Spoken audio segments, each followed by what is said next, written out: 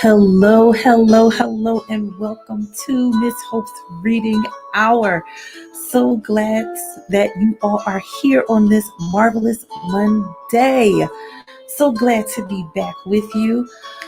Well, my friends, as you know, I was not here on Fabulous Friday. So I did tell you that if it was possible, I would, but it was not because I had my midterm, my big test on Fabulous Friday. So because of that, I could not be on with you all. I'm so sorry that I couldn't. I did miss being with you all. Hopefully you had a really awesome weekend. So I had an awesome weekend because guess what?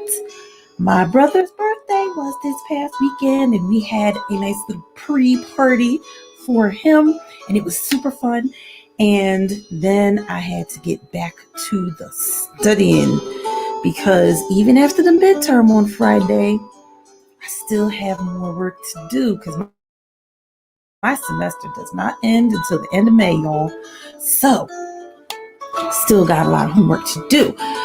But the weekend was pretty good, pretty relaxing, besides the party, of course. But hopefully you had an awesome weekend as well. Well, my friends, I found out just before I came on today, my grade for my midterm. Do you want to know what it was? I got a B. I got a B on my midterm. I'm so excited. While I was taking the test, I was like, I don't think I know any of this stuff. But I did. And I got a B, thank God. I'm so happy. Well, I wasn't with you all and I missed you. I had to take this midterm, got a B. Found out today. And on a day that I get to be back with you all, which makes me super happy. Okay? Now, my friends, last week I told you about our awesome venture that we are about to go on the 30th of this month. Because remember, this month is Miss Hope's Reading Hour birthday month. We started a year ago on the 13th. Can you believe it? It has been over a year now because we started on the 13th. Okay? So for our first birthday, our first anniversary, whichever one you want to call it, I'm fine with it. We are going to have on Friday, April 30th, a 24-hour Miss Hope's Reading Hour Read-a-thon. Now, I was going to put out notices about this, but of course, the midterm overshadowed everything, okay? So I wasn't able to do it this weekend, but by Wonderful Wednesday, you will see flyers and notices and information about how you can be involved in the Miss Hope's Reading Hour, 24-hour read-a-thon. I'm going to let you know right now what the timing of it will be. So we will start at 8 a.m. on Friday, April 30th, and we will end at 8 a.m. on May the 1st. That is the timing. It's going to be 24 hours, y'all. So Miss Hope isn't going to be able to do all that reading by herself. So I need some of you to come on. You can either send me a recording or you can come on live and read with me for the people, for the world, okay? So on Wonderful Wednesday, you will be finding out more information on how you can do just that, my friends. Well, now, let us give our disclaimer, the wonderful music that you hear, and the awesome books that we will read. Unfortunately, Miss Hope's Reading Hour does not own the rights to any of them, but they are here for your listening and reading enjoyment. Now, before I get on to the books, If you would like to be involved in the Miss Hope's Reading Hour 24-hour readathon, right down here in the ticker, you see the email address that's passing right here. You can email me. You can send me a message in the Facebook group or on the Instagram page and let me know that you would like to be involved, that you or your family or your child or your class or your organization or your business would like to read on the Miss Hope's Reading Hour 24-hour readathon. Okay? Please do get in touch with me. I look so forward to all of you being involved. Okay? Now, let's get to the books. So we know that it is spring and we're celebrating a little spring today. Okay? With a book about one of my favorite things. Okay? So, and I got a shipment of books yesterday. So the two books we're reading today are brand spanking new and part of the new shipment. This book is called A Butterfly is Patient. Look at those beautiful pictures. Oh my goodness. I love butterflies. This book is by Diana Hutz Aston and Sylvia Long. A butterfly is patient. We will find out how that is. Also, our next book is called The Snail and the Whale. The Snail and the Whale by Julia Donaldson and Alex Scheffler. And this book is from the creators of The Gruffalo. So you know this is going to be a good book because it's by the creators of The Gruffalo. And The Gruffalo was a really good book, okay? We read that one already. Of course, that one will make an appearance possibly in the 24-hour readathon, okay? So, The Snail and the Whale.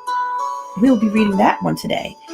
And of course, always when we're getting to the end of these chapter books, a lot starts going on. So you're just like, I don't want to miss anything that is happening, okay?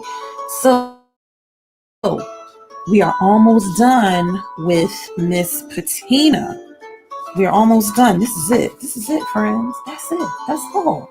We might be done by Fabulous Friday and starting on the next one, okay? Patina, Patty Ain't No Junk by Jason Reynolds. All right, now let's get to our first book. A Butterfly is Patient by Diana Hutz Aston.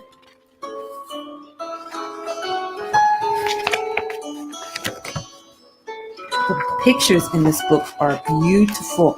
Oh, look at this. Now, I'm not one for worms. But look at all the pictures of the different caterpillars for the different butterflies. That's pretty cool.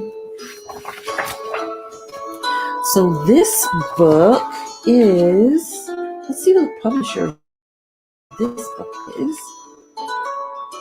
This is a Chronicle Books book. A Butterfly is Patient.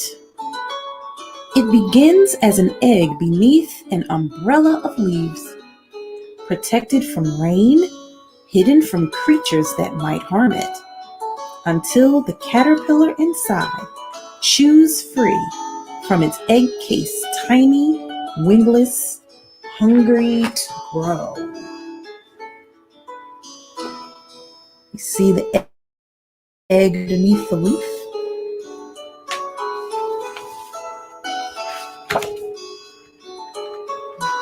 A butterfly is creative. A caterpillar feeds on leaves, eating so much that it must molt or shed its skin many times. It can grow up to 30,000 times larger than it was when it took its first bite. Once a caterpillar has eaten all that it needs, it creates a protective covering called a chrysalis. Curled inside the chrysalis, it is growing wings. Now it is time for metamorphosis, changing from one thing to another.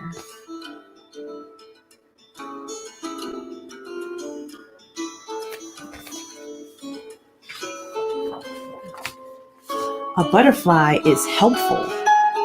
Butterflies, like bees, help pollinate plants so that they can reproduce or make seeds. As a butterfly flits from flower to flower, sipping nectar, tiny grains of pollen cling to its body, then fall away onto other flowers. Seeds are only produced when pollen is transferred between flowers of the same species. This is called pollination. And for all of you that love butterflies, if you look really closely in the book, it gives all of the names of the beautiful butterflies we will see. A butterfly is protective. Butterflies use their wings to protect themselves from predators such as hungry birds, lizards, and other insects. Some butterflies have markings on their wings called eye spots. Scientists don't know what they are used for, perhaps to scare away predators or attract mates. Wings can help butterflies camouflage or hide themselves in the environment. One kind of butterfly, the peacock butterfly, makes a hissing sound by rubbing its wings together when it is alarmed. Oh, I know that must be pretty scary to a predator. You might think it's a snake.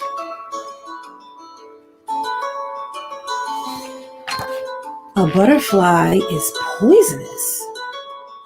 The warning colors of some butterfly wings, yellows, reds, oranges, whites, and blacks, tell predators that they are poisonous or bad tasting. Monarchs and pipevine snowtails eat poisonous plants as caterpillars so that they become poisonous as adults. Birds and other insects have learned not to eat them. That's pretty smart. So I make sure I live as long as I can, make sure to eat something that isn't good for you. A butterfly is spectacular. Look at all of those butterflies. All of the different colors and designs. They are beautiful. A butterfly is thirsty. To find flowers, butterflies smell the air with their antennae. They taste with their feet, but sip nectar, the sweet liquid produced by many flowers, with a proboscis, a tongue that coils and uncoils. Some butterflies get their nourishment from rotting fruit, blue morpho, or minerals. Often, a kaleidoscope of butterflies gathers as a puddle club in mud near a pond or a lake to drink water rich in salts and minerals. Can you imagine that? Seeing a whole little butterfly club? Just a whole bunch of them. A butterfly is big. The rare Queen Alexandria's birdwing is the largest butterfly in the world, with wings that can span up to 1 foot. It lives in the rainforest north of Papua New Guinea. Or butterflies can be tiny. The smallest is the rarely seen Aryan small blue, found in Afghanistan, with a wingspan of less than 1/3 of an inch, 8 millimeters, about the length of a grain of rice. Look at how big that big butterfly is. And, let me go up. If you look there, that's the one that's tiny. That is amazing. A butterfly that tiny? Oh my goodness. A butterfly is scaly. A rainbow of shiny, powdery scales covers the wings of a butterfly. Scales stacked like shingles on a roof. Without scales, its wings would be as transparent as the wings of a bee or a dragonfly. The colors, patterns, and shapes of butterfly wings have a purpose. Some use their patterns of colors to attract mates. In places where the climate is cool, dark scales absorb heat from the sun, warming butterflies' flight muscles. Butterflies are cold-blooded. I did not know that. And must have a body temperature of 86 degrees Fahrenheit to fly. Learned something new with you all today. I did not know that butterflies were cold-blooded. Wow. A butterfly is not a moth. Butterflies and moths belong to the same family of insects, the Lepidoptera. Which means scaling. They are the only insects with scaly wings, but they are different. There are differences between them. Moths appeared on Earth between 100 and 190 million years ago. Butterflies 40 million years ago, during the Cretaceous period, when flowering plants and the nectar of most butterflies need to survive evolved. Nearly every kind of butterfly flies during the day, while most moths fly at night. A moth spins a cocoon made of silk, while a butterfly wraps itself in a chrysalis or exoskeleton made from its skin. Well. I'm telling you, learning something new, man.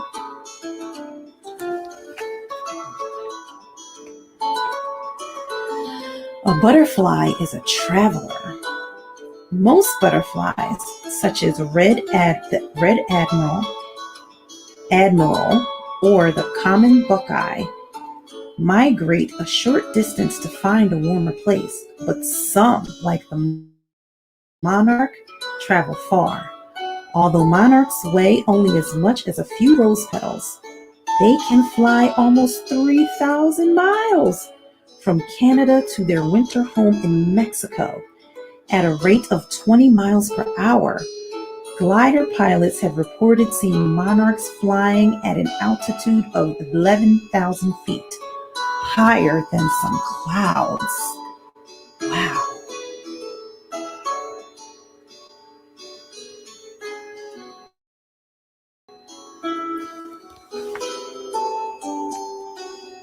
A butterfly is magical. Monarchs gather in huge numbers in the forests of central Mexico, waiting for spring. Then they fly north to the milkweed plants in North America, where they lay their eggs. Now it is time again for their metamorphosis. Look at all those monarchs. You probably can't even see the trees.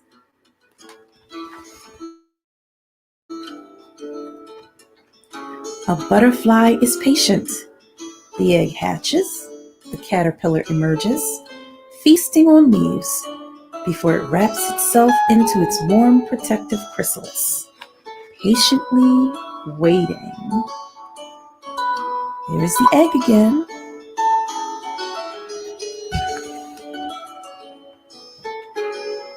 Patiently waiting to soar. Oh my goodness, so beautiful.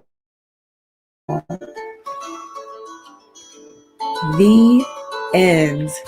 Oh, what a beautiful book. And a beautiful and very informative story about the butterfly. Did not know that they were cold-blooded. Had no idea, okay? That is pretty amazing. And that their wings are scaly. That is pretty awesome. Well, my friends, We are now to our next book, Snail and the Whale by Julia Donaldson and Alex Scheffler. This is a Puffin Books book. You know, you always got to bend back a little bit to do books. This is the tale of a tiny snail and a great big gray blue humpback whale. This is a rock as black as soot. And this is a tiny, this is a This is a snail with an itchy foot. Ooh. The sea snail slithered all over the rock and gazed at the sea and the ships in the dock. And as she gazed, she sniffed and sighed. The sea is deep and the world is wide. How I long to sail, said the tiny snail. It's a lot of people who want to sail right now.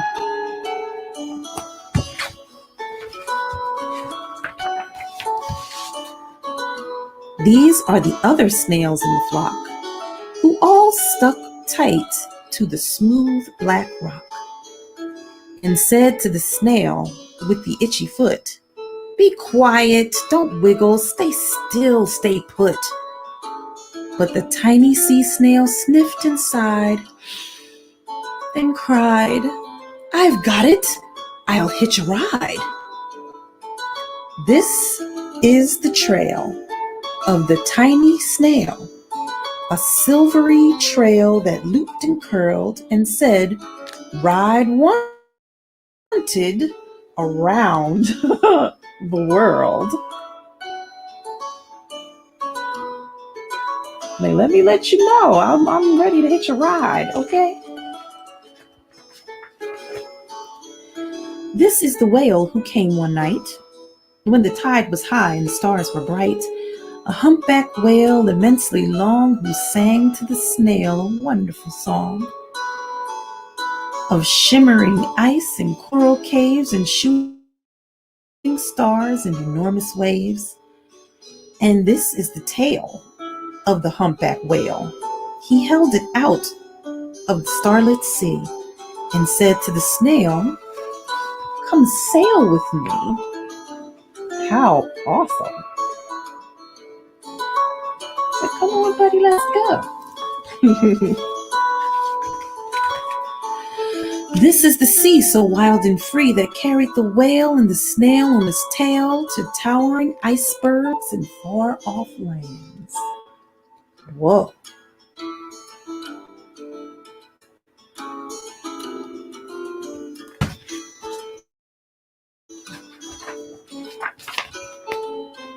With fiery mountains and golden sands.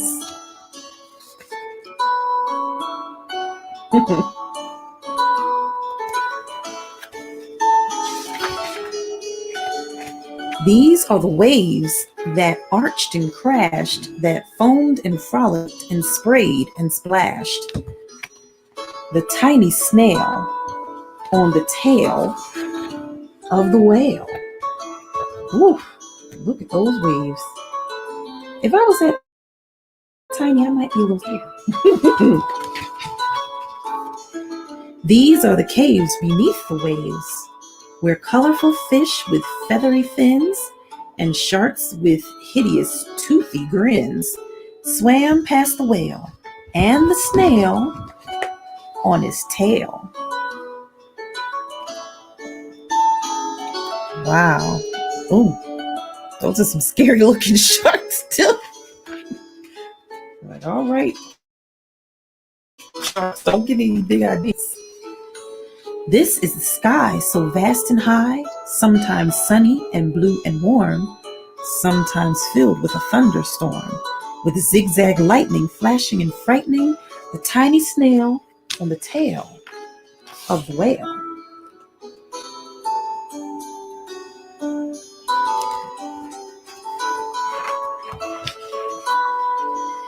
And she gazed at the sky, the sea, and the land, the waves and the caves and the golden sand. She gazed and gazed, amazed at it all. And she said to the whale, I feel so small. I guess so when you're seeing the whole big wide world on the tail of a whale.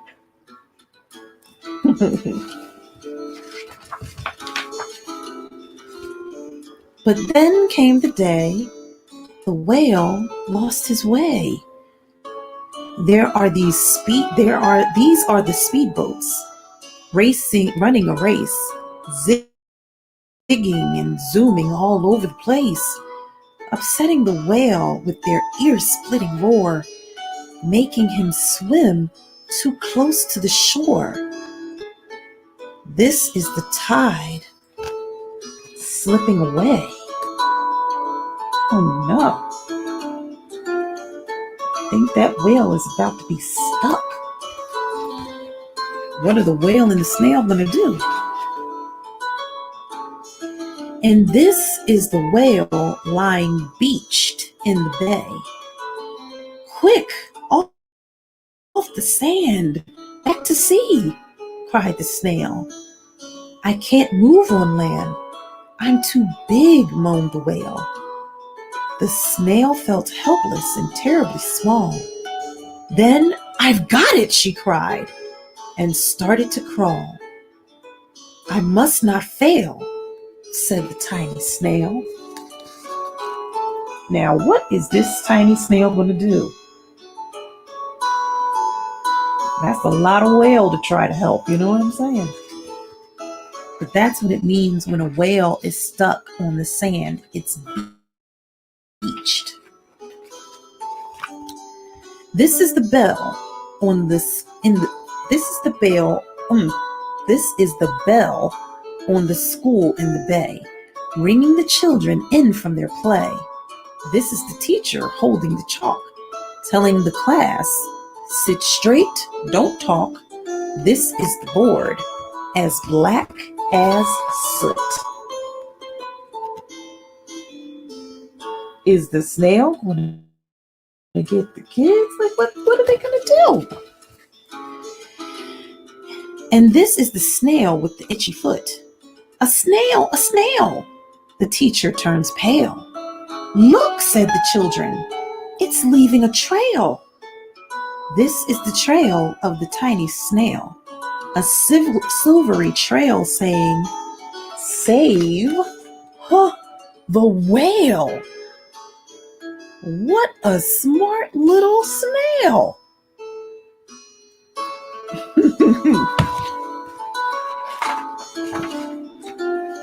These are the children running from school, fetching the firemen, digging a pool, squirting and spraying to keep the whale cool. Wow. Good job, snail.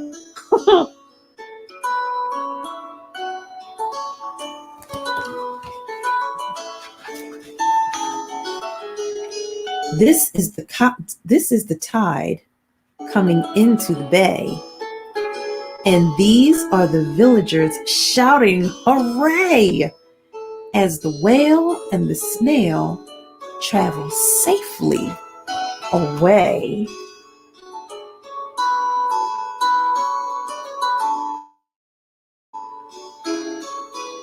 Good job, snail. Good job, kids. Good job, firemen. Good job, everybody. Back to the dock and the flock on the rock, who said, how time's flown, and haven't you grown? And the whale and the snail told their wonderful tale of shimmering ice in coral caves and shooting stars in enormous waves. And how the snail, so small and frail, with her looping, curling, silvery trail, saved the life of the humpback whale. Then the humpback whale held out his tail, and on crawled snail after snail after snail. I guess they're all going on a trip now. But how is he going to be able to hold all those snails?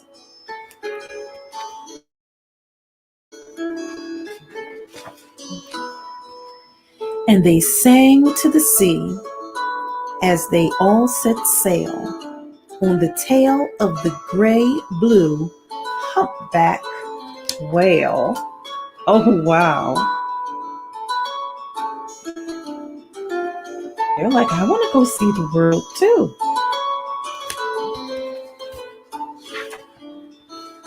The end.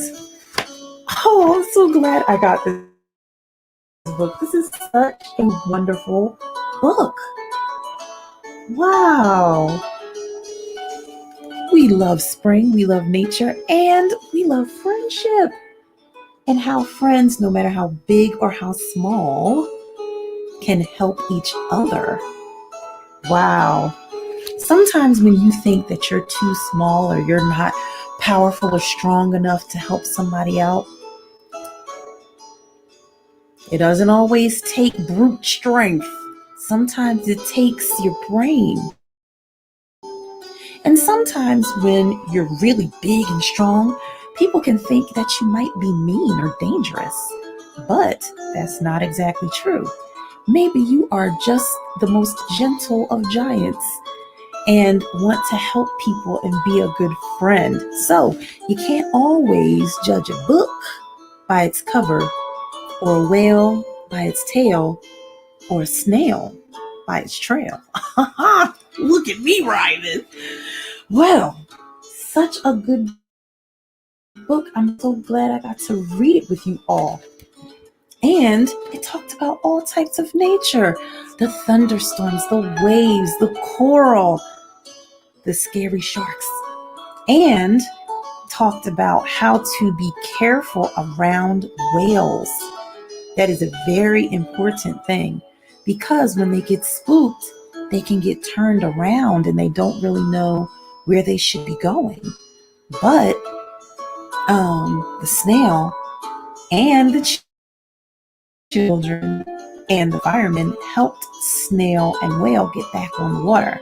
But by chance, if any of you here on Miss Hope's Reading Hour will be on a speedboat where there are some whales, make sure that you're careful around them.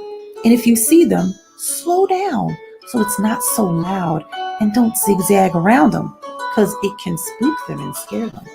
And then when they're not going the way that they think they should go, they could get beached on the beach, and that is dangerous for them. So, very good book all around. So glad I got that. See, I knew it was going to be a good book because it was written by the people who wrote the Gruffalo. The truth, okay? Now, my friends, let us get to our girl Patina, okay? So, when we last left off with Patina, Patina almost got hit by a bus. Listen, y'all always know I gotta get comfortable reading, okay? I gotta get comfortable to read her. She almost got hit by a bus because they were doing the really hard practice because they had missed practice on the day that it rained, right? So Patina goes to practice. The coach is telling everybody, listen, you already know this is going to be a really tough practice. So get yourselves ready, okay? So, Karan is on the boys relay team, and Patina is on the girls relay team, and they have a little bit of a rivalry.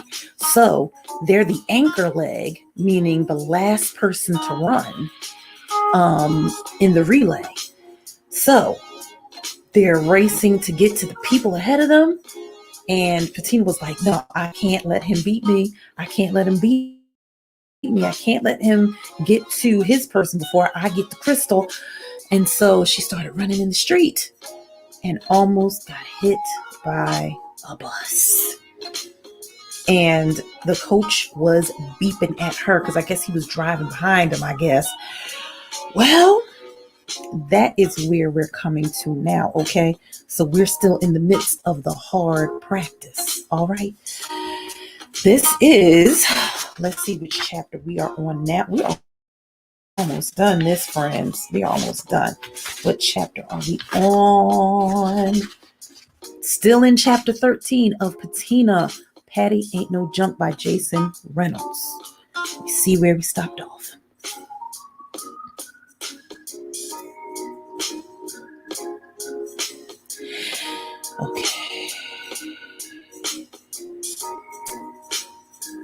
Okay, keep pushing, Patty. Crystal was 5 feet away. 4, stick, stick! I yelled, just like we'd learned in practice. I took the inside of the sidewalk, running closer to the shop doors, while Crystal smoothly slid to the outside, skimming the curb. Stick! I pushed the word out, now gasping for air.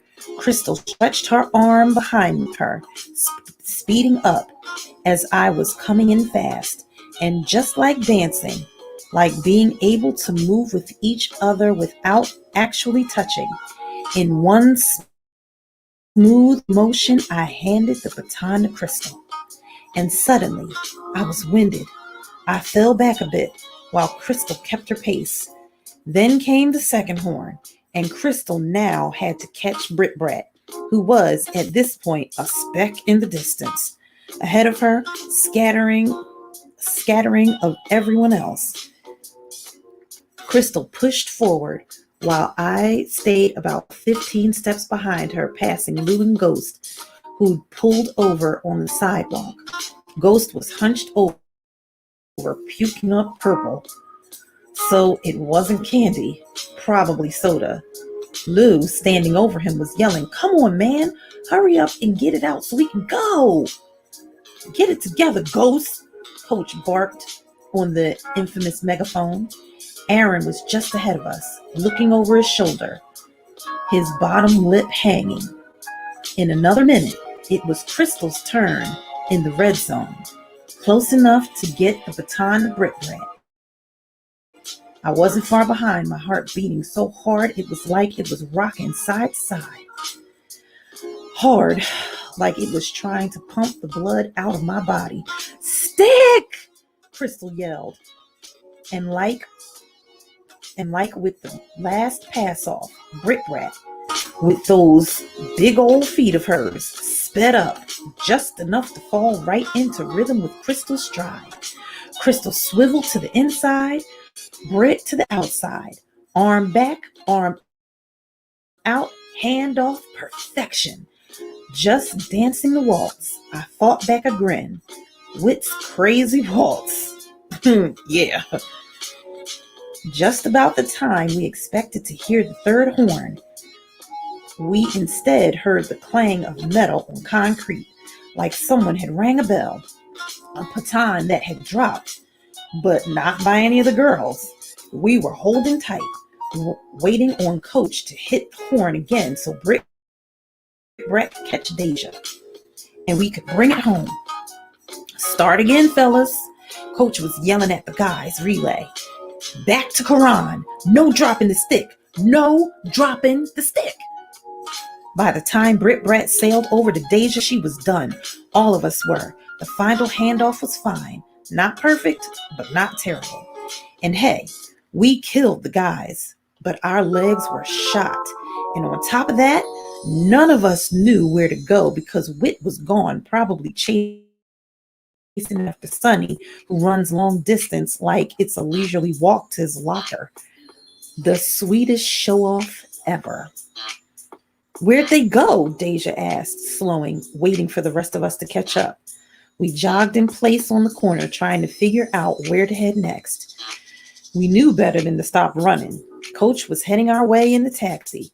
If he caught us standing, he would give us the blues and the jazz and the freaking rock and roll.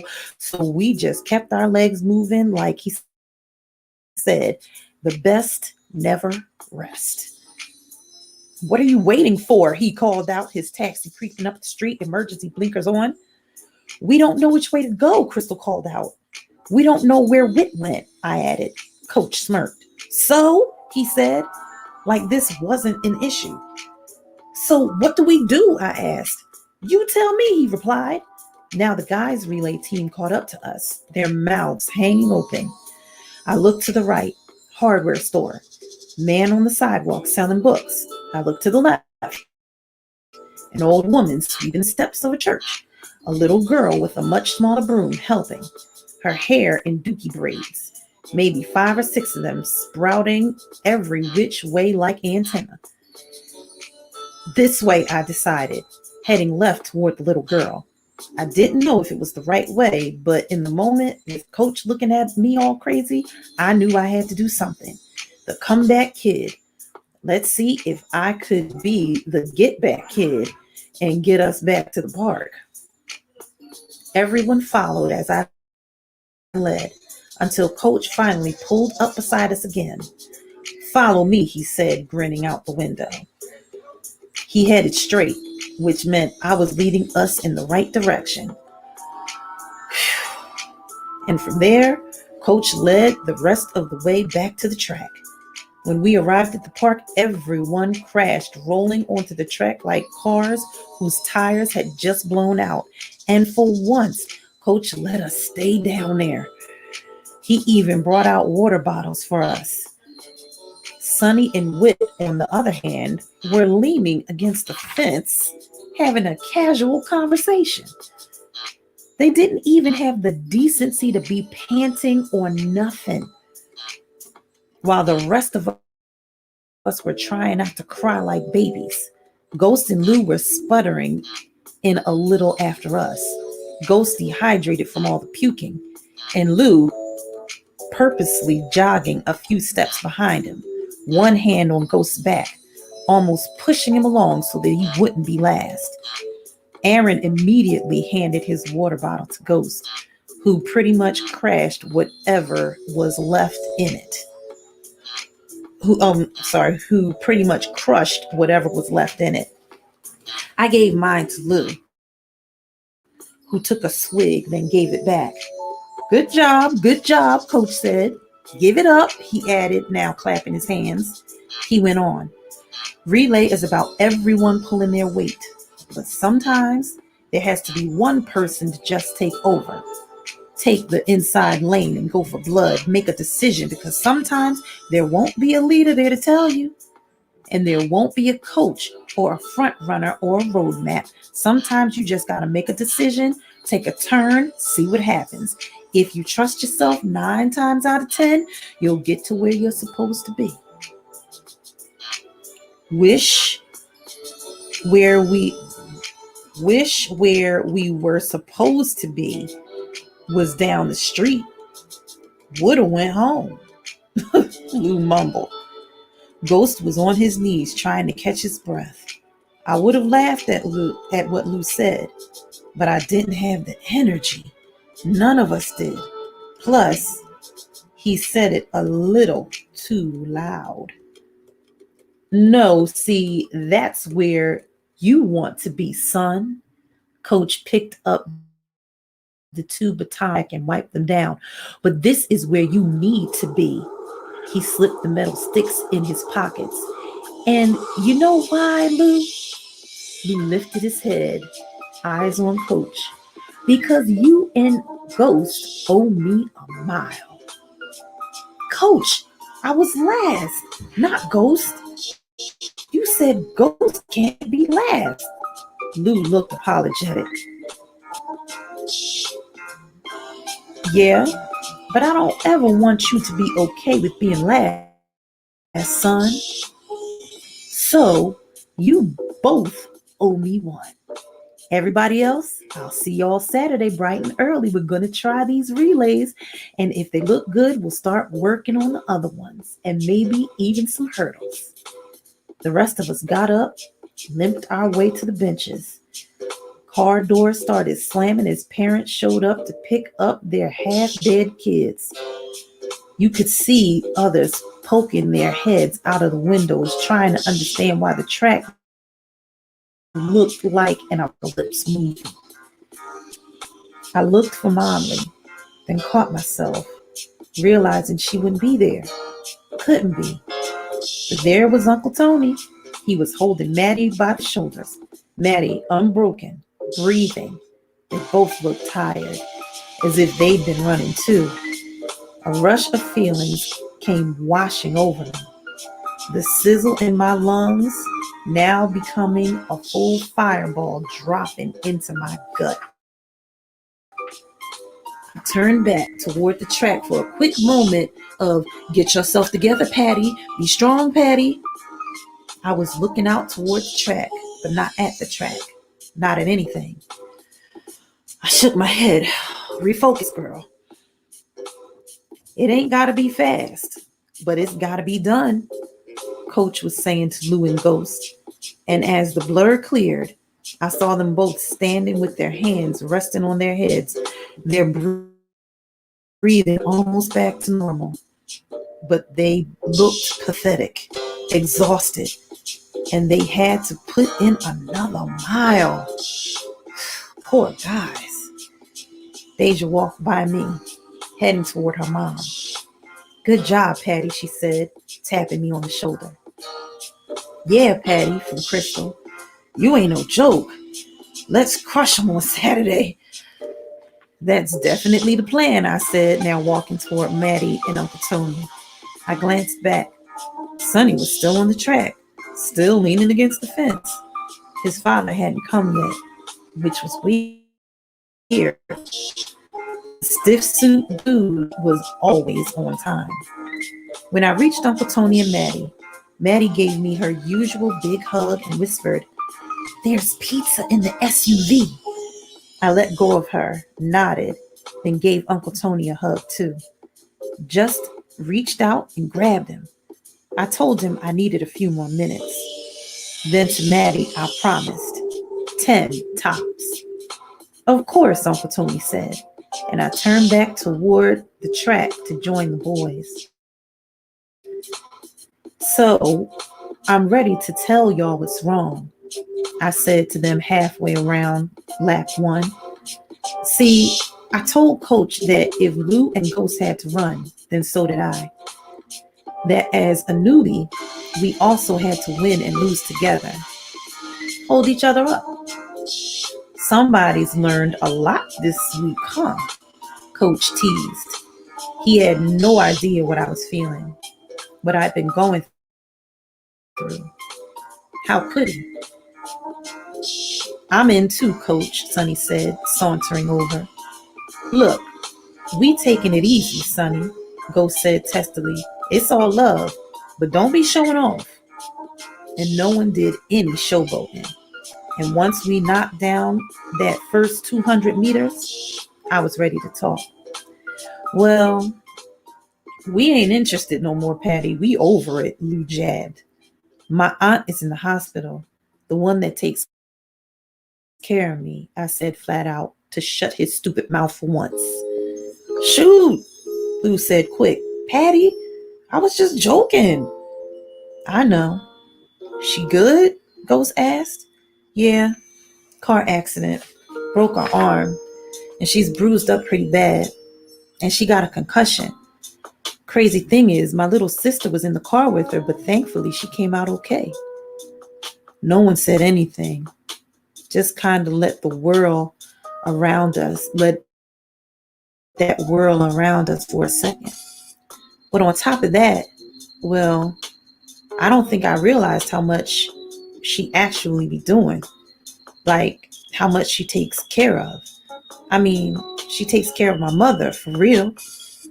So now I got to figure out how I'm going to get my mom to the doctors and all that so she can get her blood cleaned. Plus, Momly's how I get to the track. It's just so much. Too much. I feel myself getting choked up. Wow, that sucks, Lou said. As we rounded the second curve, he jogged closer. Yeah, a lot going on, I replied. with nothing on it. Uncle Tony will probably ask Skunk to help out with some stuff since he ain't working. Who's Skunk? Ghost asked. Cotton's big brother, I answered, which makes him basically my big brother and practically Uncle Tony's little brother. You know, my uncle just be looking out for Skunk's knucklehead self. Keep him out of trouble. And who's Cotton? Ghost followed. Patty's bestie, Lou panted. I shook my head at him like, really? Ghost, Cotton is really Lou's boo. Not really, but they liked each other, which was disgusting. Oh, word? Nope. Yup. We just cool. Don't deny my girl, Lou, or I'll leave you laid out across this track. Whatever. Whatever. Ghost cut in. Patty, just put me on with them rich girls at your school. Boy, please. What? You think they too good for me? Ghost's voice toughened. Lap 3. I thought of TNT. Taylor, TT. This is Ghost. Nah, not even. You're too good for them, Ghost. They ain't ready for you, I said, glancing over, catching a slick smile creeping across his face. Then I added, plus, they don't eat sunflower seeds. They don't eat sunflower seeds? They don't eat sunflower seeds, Lou repeated. They don't eat sunflower seeds, I confirmed.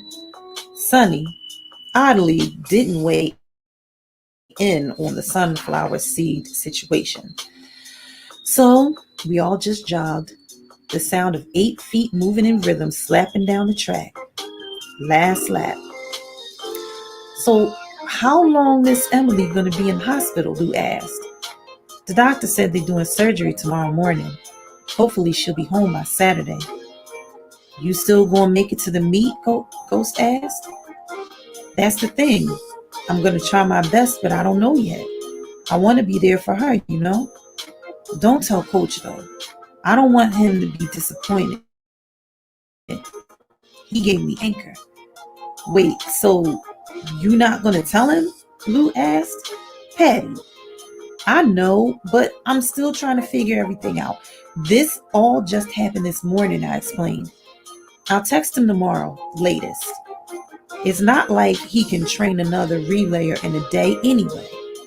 You better, Lou warned. Sonny sniffed. The first sound from him since we'd been running. I glanced over. He sniffed again as we came on the last 100 meters. You good, Sonny? I asked. He didn't respond. Just ran face forward and kept running, sniffing the whole way.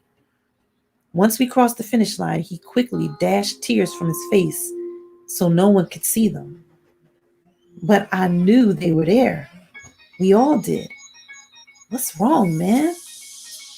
I shot a look where Maddie and Uncle Patty were parked. Coach was talking to them and I groaned. I had a feeling my uncle had already told him about Mommy. Ghost put a hand on Sonny's shoulder. Yeah, man, what's going on? It's just... Sonny started, but got caught up. Sorry. He took a deep breath, got himself together. Sorry, he said. Just thinking about your mother. It just got me, you know, he said, his voice shaky. His father was there now, parked in his fancy car, a newspaper parked in front of his face.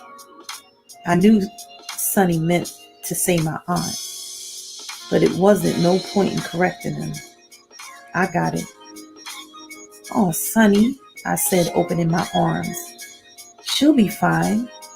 We hugged. And then Lou and Ghost, my boys, my YMBCs, came in for theirs too.